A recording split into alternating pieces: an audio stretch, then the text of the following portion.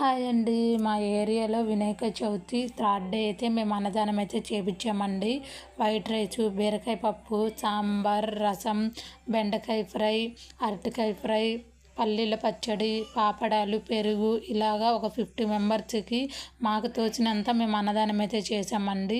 యాక్చువల్గా ప్రతిసారి అమ్మ చేతుల మీదే వండి అన్నదానం అయితే చేస్తుందండి. ఈసారి కొంచెం ఇంట్లో అయితే అస్సలు బాగాలేదు, ఇంకా అమ్మకు కూడా అస్సలు బాగాలేదండి. అందుకే మేము క్యాటరింగ్ అయితే ఇచ్చామన్నమాట.